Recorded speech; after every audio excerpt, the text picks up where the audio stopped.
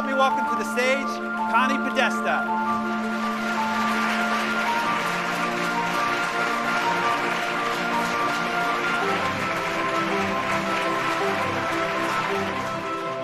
I have tons and tons of different delivery styles.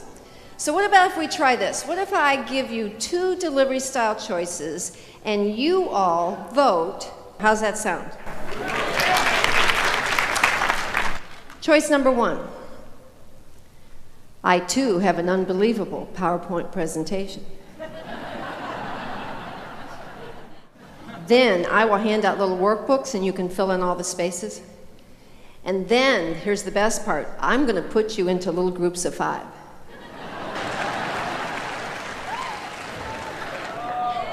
How many of you vote for choice number 2 before you even hear it?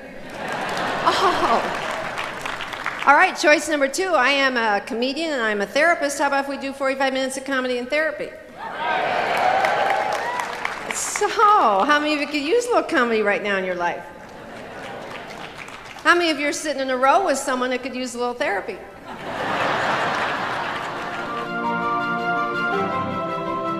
If there's any soundbite you're going to take away from me is business as usual is over.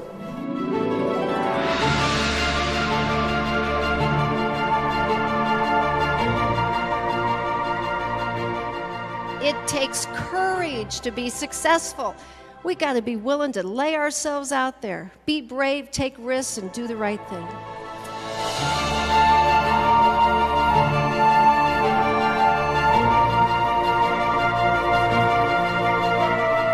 Leadership has nothing to do with a title, nothing to do with a diploma, nothing to do with a label.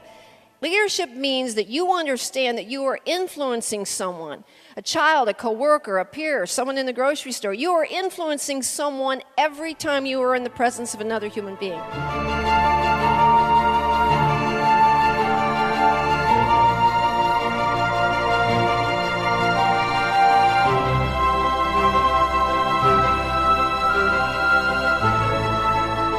Has anyone in this room, since I have been talking, tweeted about me or anything I've said? Okay, great.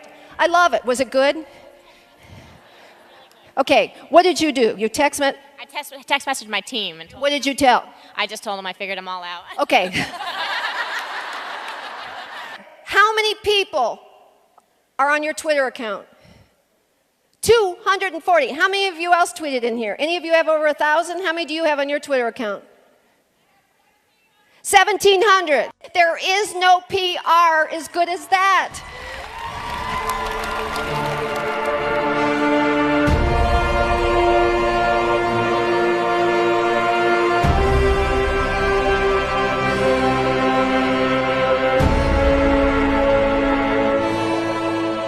Sales isn't about necessarily selling a product.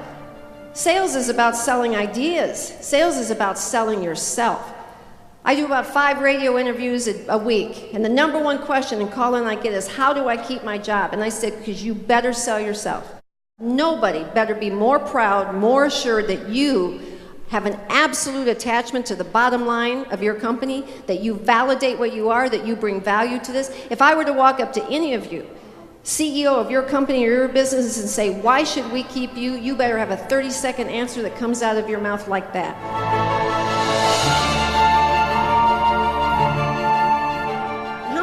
Heard other people that you work with complain. And here are the top complaints. Listen to this. It's amazing. Employee complaint number 1. Connie, you won't believe how hard we work. Work. My company expects that I work from the moment I walk into the building until the moment I leave. Duh. That's why they call it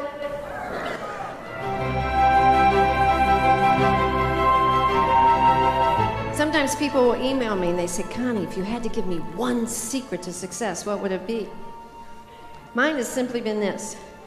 I figured out what I could do really good, and I figured out what I can't do at all, and I go after the first, and I avoid the second. And sometimes people say, well, Connie, isn't the journey about learning and I don't have time for that.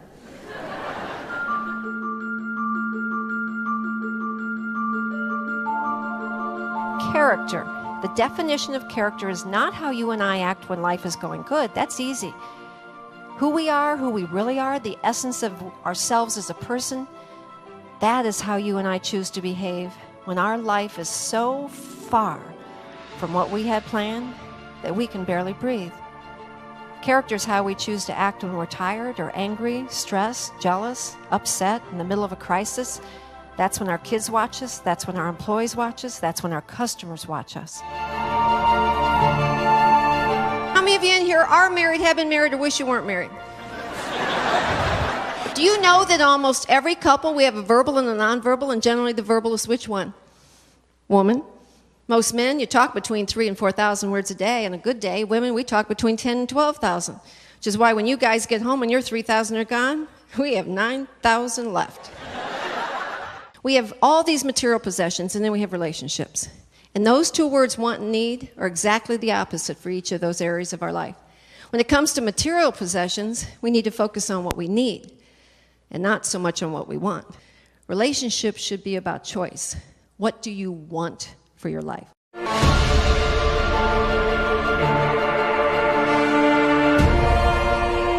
I would put it to you that happiness is not a given.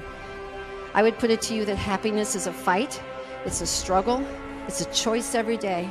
Every day I wake up, I choose to be happy rather than sad. Every day I wake up, I choose to be jubilant. Every day I wake up, I choose to be optimistic rather than pessimistic, and things keep happening that get in my way, and I have to keep recommitting to that choice. Because if you believe you deserve happiness, you won't fight for it.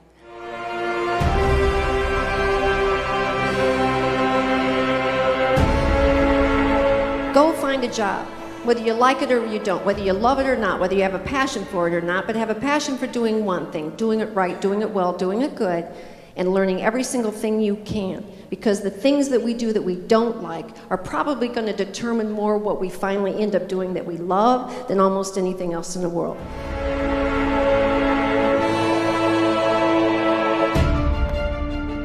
Balancing home and career. It's not about time, ladies and gentlemen. It's not about time. It's about self-respect. It's about identity.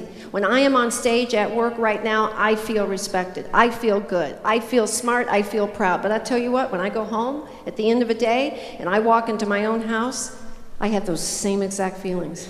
I feel respected as a mom, as a wife, as a friend, as a grandmother. I feel proud. I feel all the same things. Balancing home and career is not about hours. It's about how you feel in each of the areas of your life.